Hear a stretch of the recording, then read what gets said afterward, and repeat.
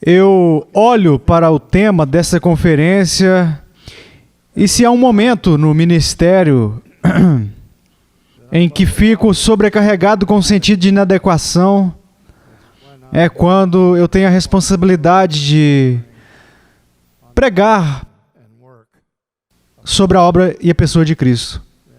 Não há nenhum tópico superior para qualquer um de nós abordar.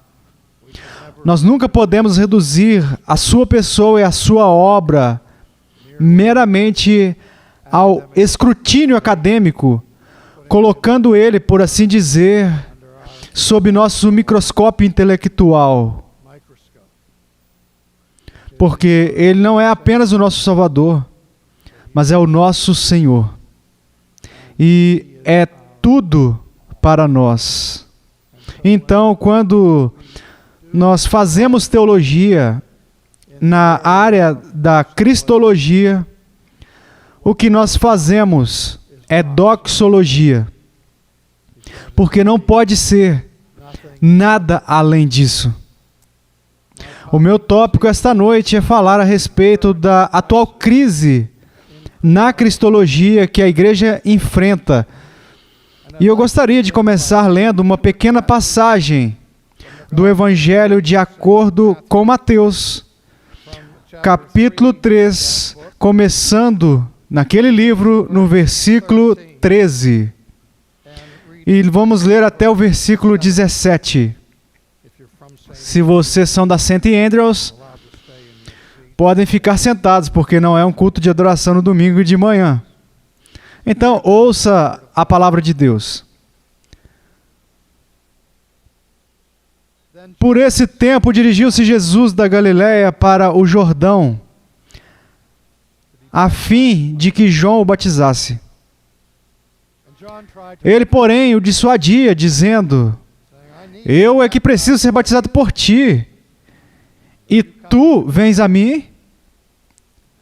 Mas Jesus lhe respondeu: deixa por enquanto, porque assim nos convém cumprir toda a justiça. Então ele o admitiu. Batizado Jesus, saiu logo da água, e eis que se lhe abriram os céus, e viu o Espírito de Deus descendo como pomba, vindo sobre ele. E eis uma voz dos céus que dizia: este é o meu Filho amado, em quem me comprazo. Vamos orar. Ó nosso Pai e nosso Deus, quando nós consideramos o significado deste momento registrado para nós por Mateus na história do mundo, nós tropeçamos nele porque sabemos que está além do nosso alcance, além do alcance do nosso entendimento.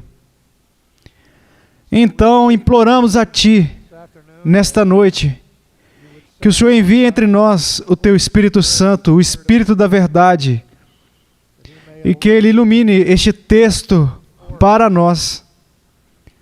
Quebre os escudos artificiais que nós colocamos sobre os nossos corações e o nosso entendimento, para que nós possamos enxergar a verdade, a excelência e a doçura do que nós podemos encontrar neste texto.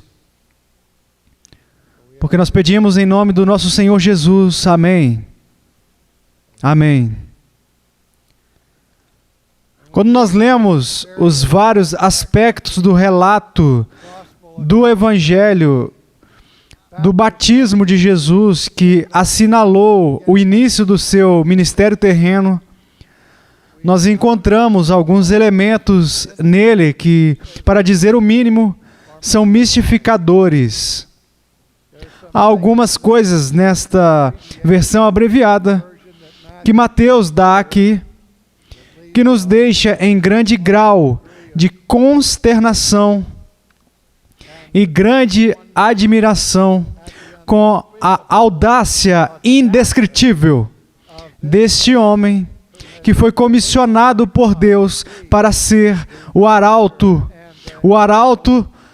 do reino vindouro de Deus.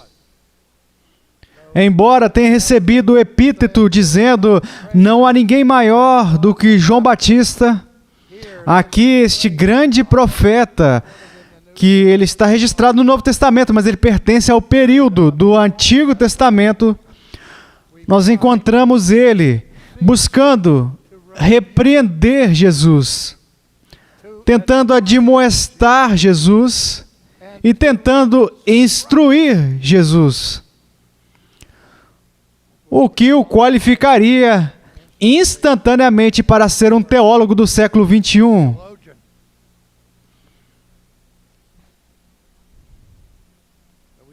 Agora nós vemos que Jesus veio a João no Jordão para ser batizado.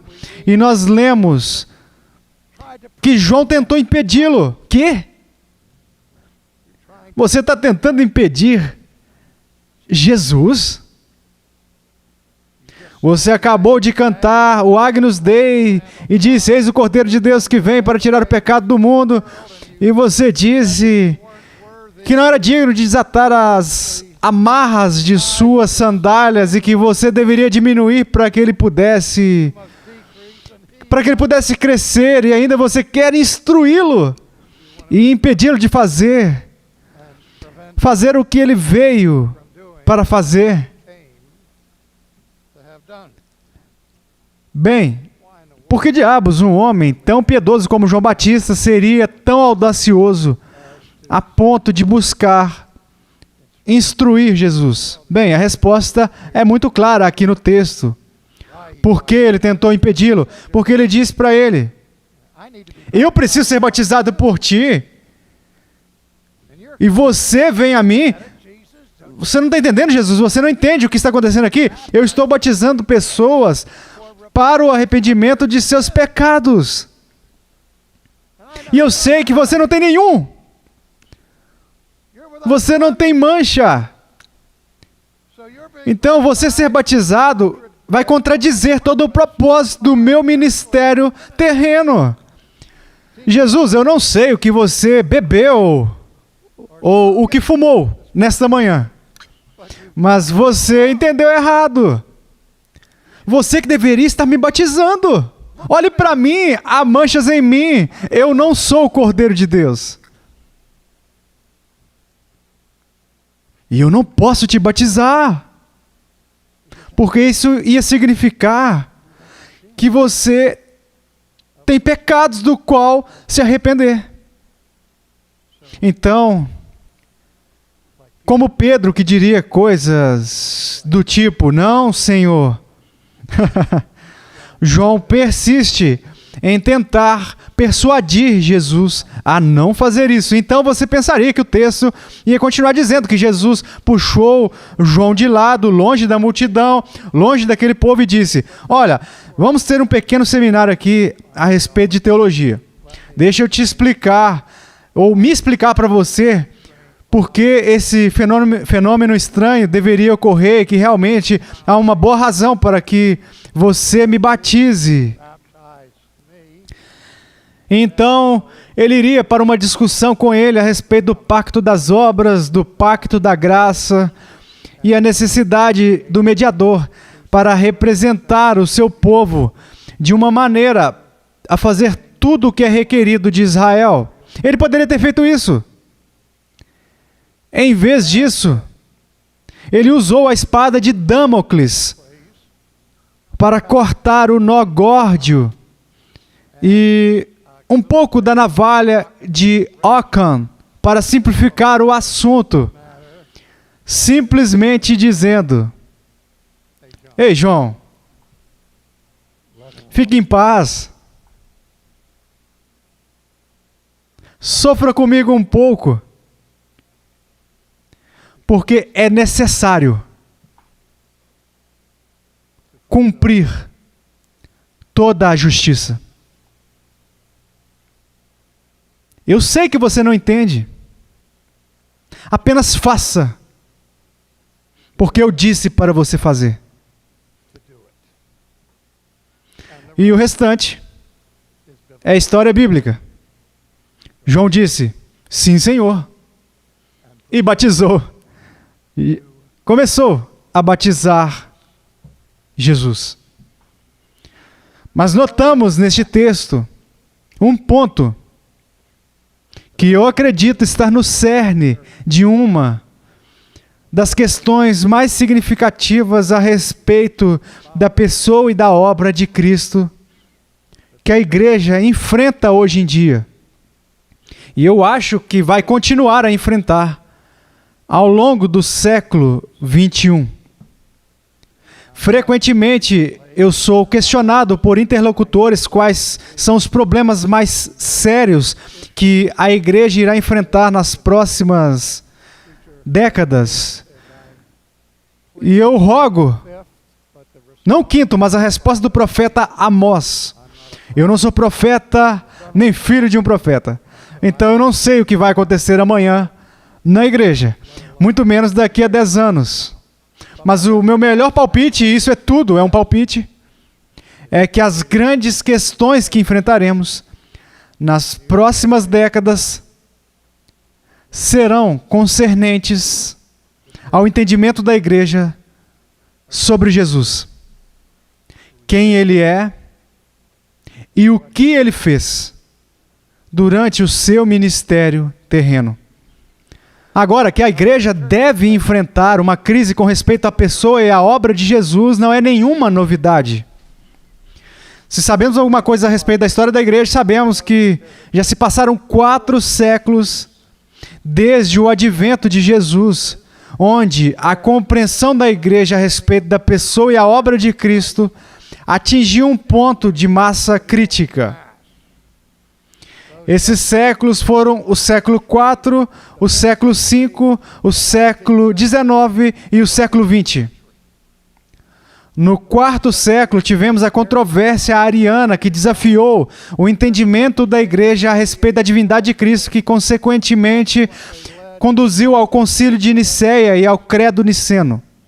No século V, o ataque dos monovisitas e nestorianos, novamente ao entendimento da igreja sobre a natureza dual de Jesus e o mistério da encarnação, que culminou no concílio de Calcedônia em 451.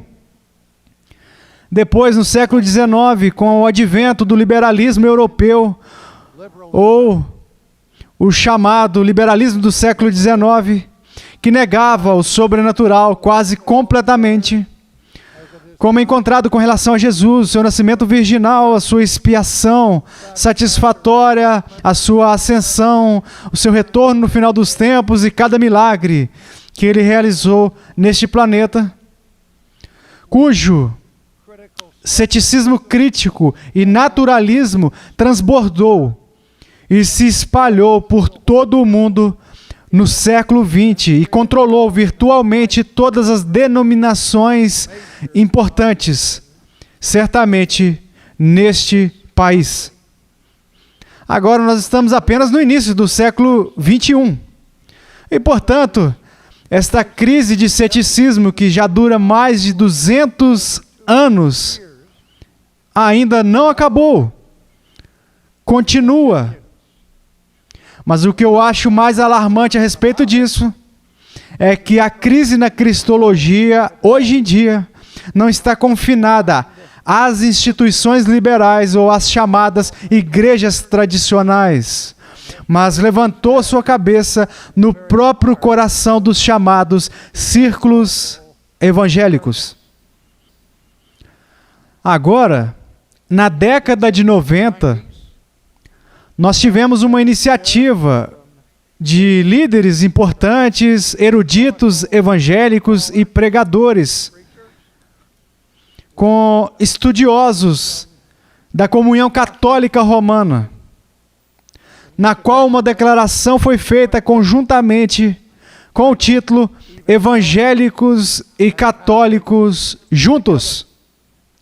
Na maior parte, uma iniciativa de ficar ombro a ombro para abordar o que nós chamamos de questões da graça comum na nossa cultura, como o aborto, o relativismo e outras coisas. Mas em meio a essa afirmação estava a declaração de que os signatários diziam ter uma unidade de fé no Evangelho. O que levantou um clamor entre o mundo evangélico que dizia: desde quando Roma repudiou seu anátema do Evangelho, como entendemos? Como podemos dizer que nós temos uma união de fé no Evangelho quando existe uma compreensão tão radicalmente diferente do que o Evangelho é? Bem, muito sangue teológico foi derramado sobre essa controvérsia, porque o artigo da justificação pela fé somente, que era o que Lutero chamava de artigo a respeito do qual a igreja se firma ou cai, estava agora sendo questionado dentro do evangelicalismo. Então, os elaboradores da ECT nos deram o volume 2, muito mais, tentando responder aos críticos que viam uma ameaça à doutrina da justificação somente pela fé. E neste, eles disseram que nós, de ambos os lados, concordamos nos elementos fundamentais da doutrina da justificação somente pela fé.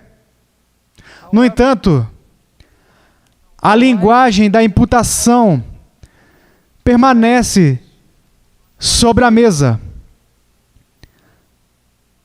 Michael Horton, do sul da Califórnia, respondeu a isso, dizendo que se todos os ingredientes da justificação somente pela fé forem concordados aqui, é como dizer que você pode ter biscoitos de chocolate, colocando açúcar e farinha, e fazendo biscoitos e simplesmente deixando de fora um pequeno elemento de gotas de chocolate. E pensar que você ainda tem biscoitos de chocolate. Bem, queridos amigos, você não pode comer biscoitos de chocolate sem pedaços de chocolate. Pode parecer um biscoito de chocolate. Pode grasnar como um biscoito de chocolate. Mas não é um biscoito de chocolate. Mas veja, a crise estava em uma palavra. Aquela palavra, imputação. E, ironicamente, que no século XVI, após o maior e mais significativo cisma ocorrido na história da cristandade com a Reforma Protestante, houve tentativas muito sérias de estudiosos e líderes muito sérios para curar essa cisão e trazer os partidos dos protestantes e os católicos romanos juntos para se reunirem, para reunificar a igreja. Longas discussões ocorreram e em Regensburg as partes chegaram perto de se reconciliar. Mas qual foi o ponto crítico? Qual foi o ponto em que Roma se engasgou? Imputação. Agora, isso é simplesmente um exercício acadêmico em tecniquilha que não tem significado real para a pessoa média. Que diferença faz? A diferença é simplesmente céu ou inferno. Essa é a diferença que faz. A Bíblia diz que se o Senhor assinalasse a iniquidade, ela faz uma pergunta retórica: quem resistiria? Eu sei que não suportaria. Se eu for julgado em última análise nos portões do céu, com base em minha justiça, mesmo que essa justiça tenha sido adquirida por intermédio dos dons da graça, eu não suportaria. No Concílio de Trento, no século XVI, na sucessão, Roma declarou que para uma pessoa ser justificada, ela tem que ter fé. Ela tem que ter a graça. e tem que ter Jesus. Eles repudiaram categoricamente o pelagianismo puro. Nem então, ou desde então, Roma disse que uma pessoa pode ser salva por sua própria justiça sem a ajuda da graça, ou sem a ajuda de Cristo, ou sem a presença da fé. Portanto, muitas vezes, nós entendemos mal a disputa, mas a questão era esta. No tribunal, quando Deus declara uma pessoa justa ou injusta, qual é a base, ou quais são os fundamentos pelos quais Deus declara uma pessoa justa? E a diferença é esta. Deixa eu voltar apenas um segundo e dizer que quando articulamos a diferença entre a visão romana da justificação e a visão reformada da justificação, usamos algumas palavras que são um pouco técnicas. As duas palavras são analíticas e sintéticas. Deixa eu usar um segundo para descompactar esses termos. Quando falamos de justificação analítica, como Roma faz, o termo analítico se refere a uma afirmação em que quando algo é predicado de um sujeito, não há nada de novo no predicado que já não estivesse presente no sujeito. Por exemplo, se eu definir um solteiro como um homem solteiro, o que afirmei do solteiro não fornece nenhuma informação nova que já não existisse na definição da palavra solteiro. Se eu dissesse que um triângulo tem 3 lados, o que eu prediquei sobre o triângulo não forneceu nenhuma informação nova. Ou forneceu? Se eu disser 2 mais 2 é igual a 4, a soma da questão é idêntica em ambos os lados do sinal de igualdade. Uma declaração analítica é uma tautologia. É verdade por definição. Nada de novo no predicado, que ainda não esteja lá no sujeito. Agora, como isso se aplica à teologia da justificação? Bem, na visão romana, que é analítica, dizia, Deus irá apenas declarar uma pessoa justa se, quando ele sujeitar essa pessoa ao seu exame onisciente, ele enxergar que essa pessoa é realmente justa, que essa pessoa realmente está justificada. Se ele encontrar uma impureza nessa pessoa, de acordo com as declarações mais recentes do Catecismo Católico, essa pessoa deve primeiro ir para o purgatório, antes de poder ir para o céu. O local de purificação, onde as impurezas e a escória serão separadas do ouro. E pior ainda, se a pessoa for considerada culpada de pecado mortal, ela nem mesmo terá a vantagem de ir ao purgatório, ok? Isso será contornado por uma viagem direta ao inferno. Se a nossa salvação e a justificação dependem da análise final de Deus sobre o estado da nossa justiça em nossa morte, deixa eu declarar a vocês algo esta noite, com certeza absoluta. Ninguém neste salão pode ir para o céu. Não há evangelho ali de maneira alguma. A teologia reformada ensina justificação sintética. O que significa que quando Deus olha para você no dia do julgamento, Ele não simplesmente te vê, mas ele enxerga algo adicionado a você. Agora, se eu digo, o solteiro é um homem rico, eu disse a vocês algo a respeito do solteiro, que não está analiticamente contido no termo solteiro.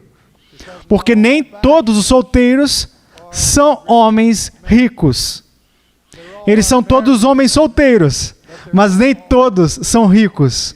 Vocês enxergam agora a diferença entre o analítico e o sintético?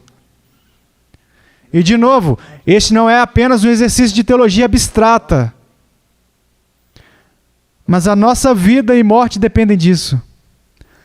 Porque a única maneira de chegar ao céu é que quando Deus olha para mim, Ele enxerga algo adicionado a mim.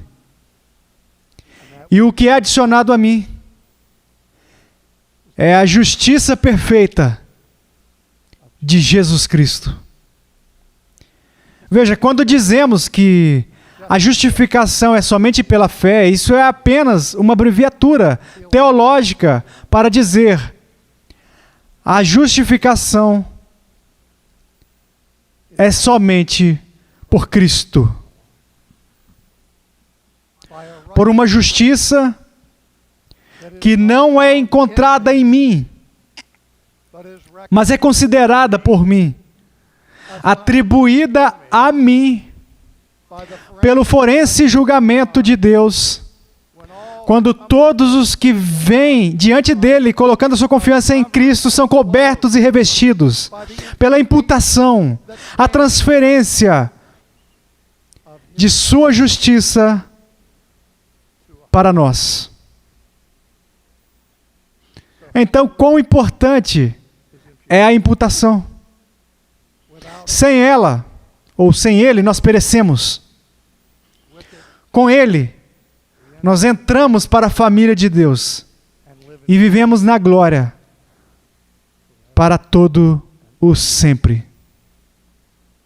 Bem,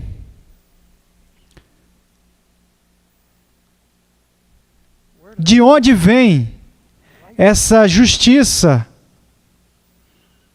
que se torna a nossa possessão e que levamos conosco para o tribunal de Deus? De novo, não é a nossa própria justiça, não é nada que nós tenhamos conquistado. É o que Lutero chamou de alienio justitia, uma justiça estrangeira.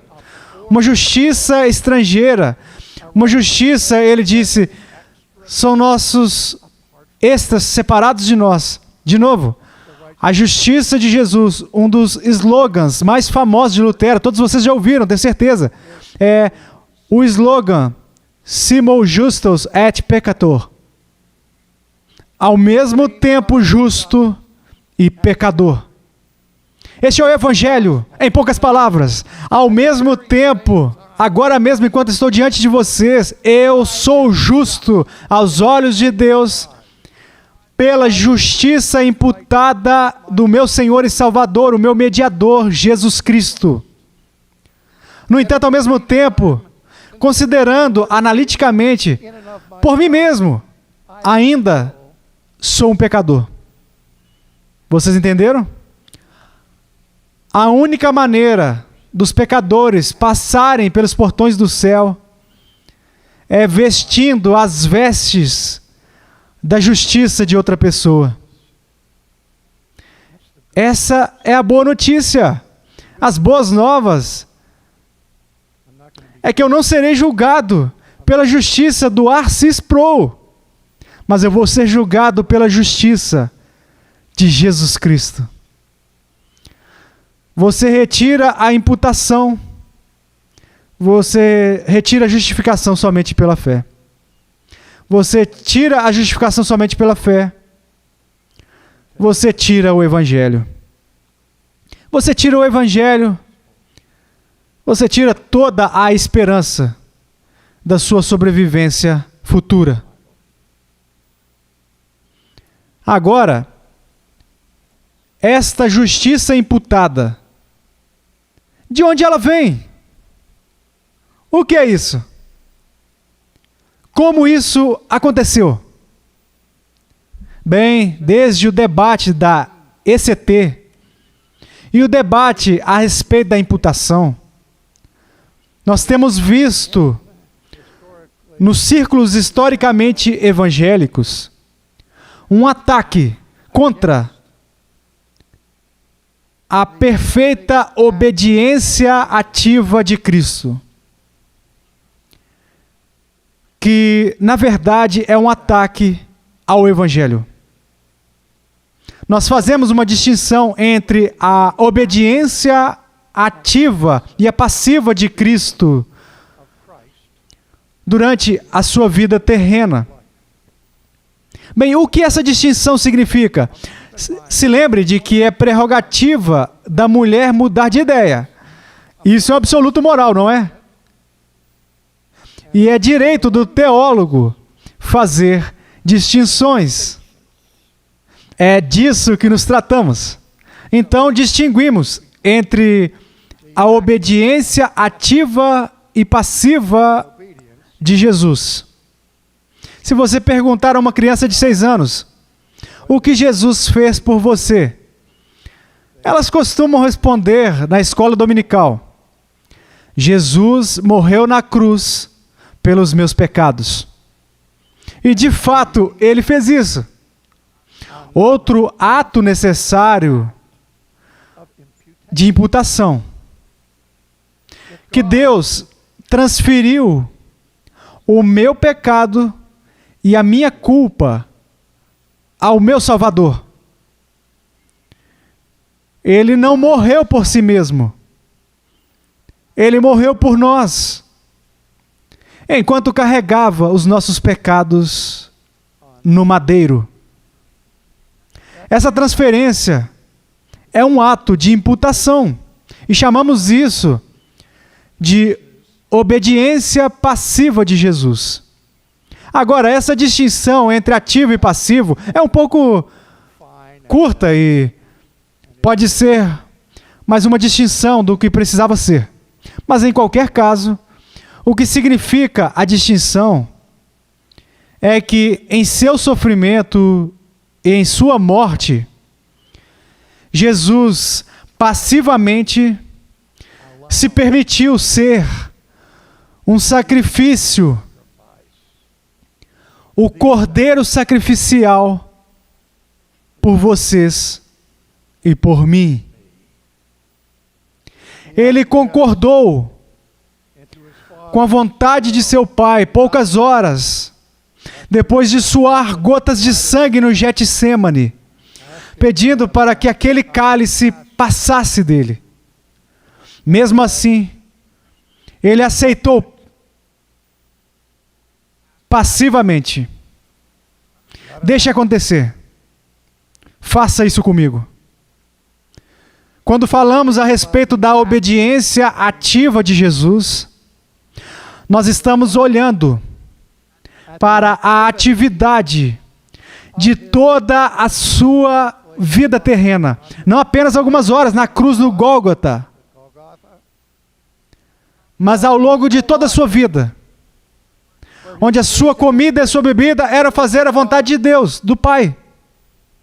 Onde ele passou toda a sua vida com zelo pela casa de seu Pai, obedecendo ativamente a cada jota e tio da lei que Deus havia dado à raça humana. Nesse sentido, ele serviu como segundo ou novo Adão, que realizou o que Adão falhou em realizar. Com a desobediência de Adão, o mundo mergulhou na ruína. Mas pela obediência do Filho de Deus, nós somos levados em segurança para casa. Portanto, é toda a vida de Jesus em perfeita obediência à lei de Deus. Não temos ideia de como é isso. Os historiadores contam a história do tormento de Lutero como um monge. Sabe? Onde onde eles teriam tempo de confissão diária. E o restante dos monges entravam e diziam: pai, eu pequei. Eu cobicei um pouco do frango do irmão Jonathan no jantar ontem à noite e eu sinto muito.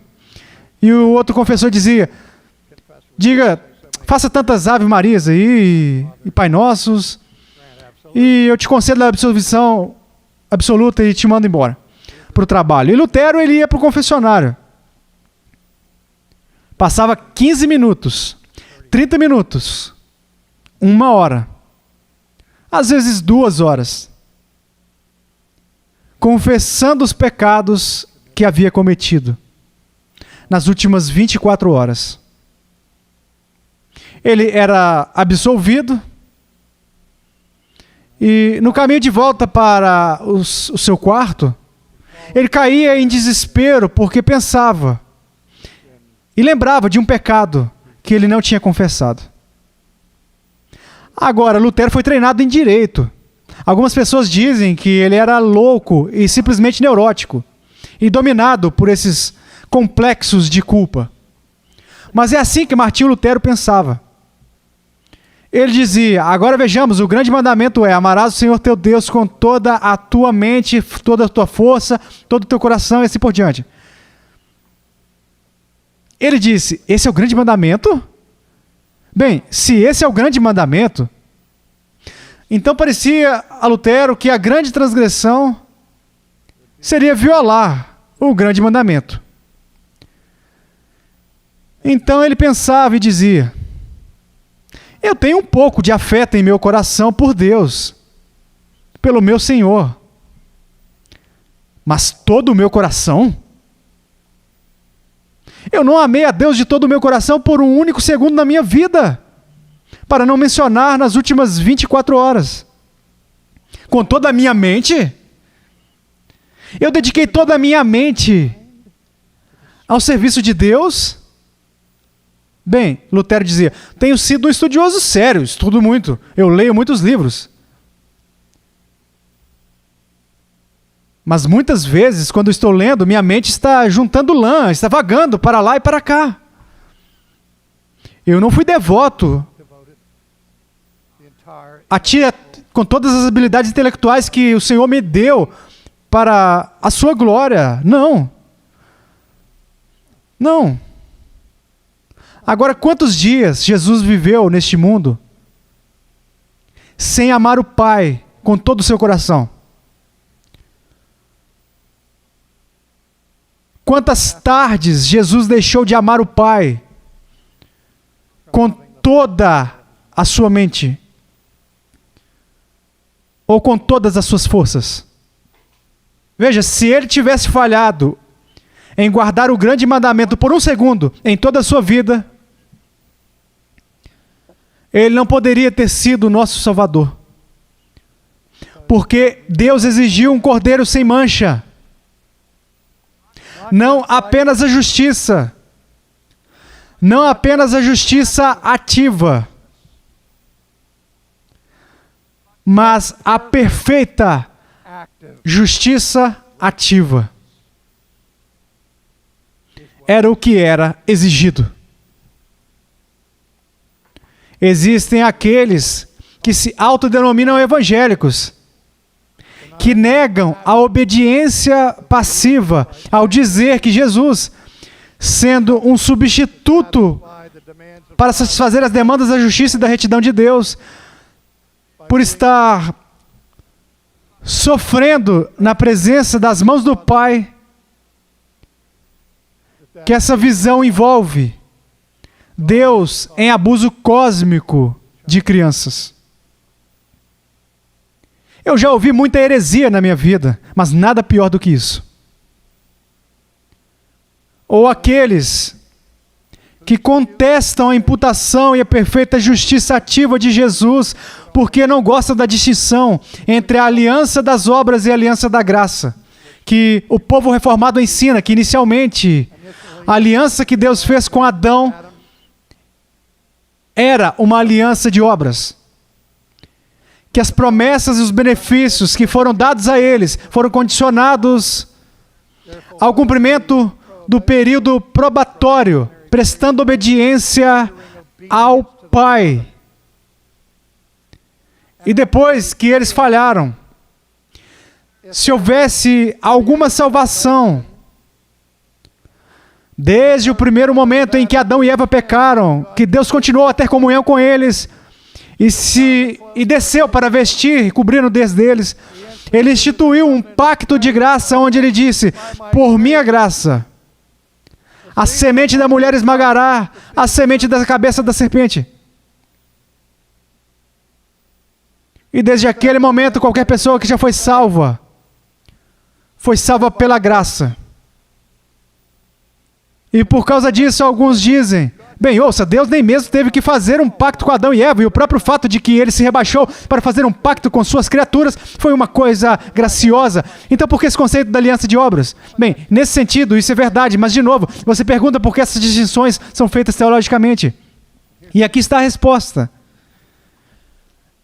Em última análise, nós não somos justificados pela fé. Em última análise, somos justificados por obras. Mas não as nossas obras. As obras de Cristo, que cumprindo a aliança da graça, por intermédio da sua obediência perfeita e ativa, cumpriu os termos da aliança das obras. E Ele fez isso vicariamente por seu povo. Então, essa disputa teológica que está feroz, mesmo enquanto falo esta noite, novamente,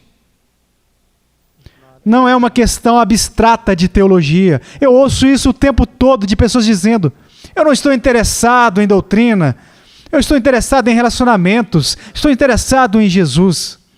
A doutrina divide. Claro que a doutrina divide. Quando ela nunca dividiu? Eu vou te dizer o que a primeira divisão da doutrina produziu. Foi quando esse sujeito entrou no Jardim do Éden. E eu estou supondo que você tem que me ajudar aqui, Mike. Não acho que ele estava escorregando no chão ainda, acho que provavelmente estava de pé. E ele foi até Eva e disse: Deus disse que se você comer da árvore, com certeza morrerá. Que tipo de doutrina é essa? Você não morrerá. Que diferença faz? Você percebe que a queda da raça humana foi uma questão doutrinária profundamente teológica? Quem está falando a verdade?